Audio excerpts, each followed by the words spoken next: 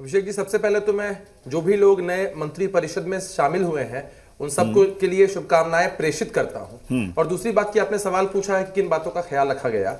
एक बहुत प्रोमिनेंट चीज आप देखेंगे आदरणीय नीतीश कुमार जी के मंत्रिमंडल में कि पुराने और अनुभवी लोग तो उसमें हैं ही, लेकिन नए लोग जिनके पास नया जोश है, नया उमंग है, उन लोगों को भी तरजीह दी गई है और जगह दी गई है। हम लोग सचमुच युवा जोश के साथ हैं।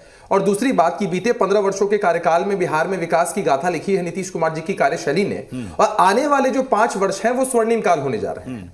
इन 5 वर्षों में जैसे कोई मकान बनना होता है, गड्ढा होता है, पहले उसको भरा जाता है, पूरा मकान बनता है, उसके बाद उसकी साज सजावट होती है। तो ये जो 5 साल हैं वो निश्चित रूप से स्वर्णिम काल होंगे। और आप देखिएगा कि विकास बिहार जो है विकास के मामले में टॉप 5 जो राज्य हैं उनमें शामिल होगा देश के अंदर।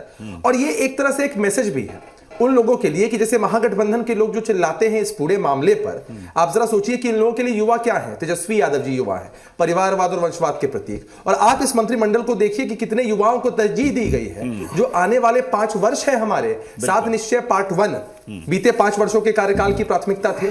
7 निश्चय पार्ट 2 उसको अमली जामा पहनाया जाएगा।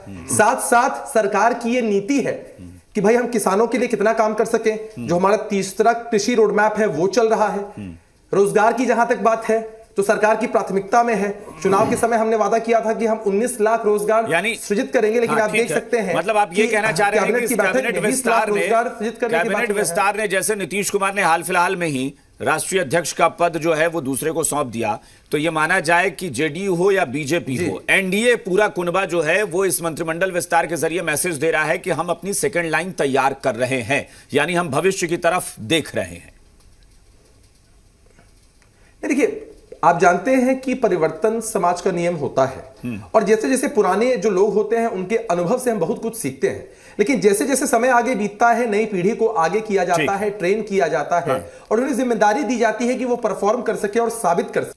जीतन राम मांझी जी को जितना आदर सम्मान एनडीए मिला है, शायद ये लोग भूल गए हैं कि किस तरह का बर्ताव और किस तरह का रवैया इन लोगों ने अख्तियार किया था आदरणीय जीतन राम मांझी जी के लिए। तेजस्वी यादव तो चुनाव से पहले ही खुद को मुख्यमंत्री मान बैठे थे और जिस तरह का नकारात्मक रवैया उनका था आदरणीय जीतन राम मांझी जी के लिए, चाहे मुकेश सहनी जी के लिए या उपेंद्र कुशवाहा जी के लिए, तो ये लोग हम लोगों को ना मान मर्यादा का पाठ जरा नहीं पढ़ाएं। एनडीए के सभी घटक दलों के बीच में जबरदस्त समन्वय है और हम लोग मिलकर बिहार के विकास के लिए काम कर रहे हैं। तो इनको मुगालते में रहना है तो जरा रहने दीजिए।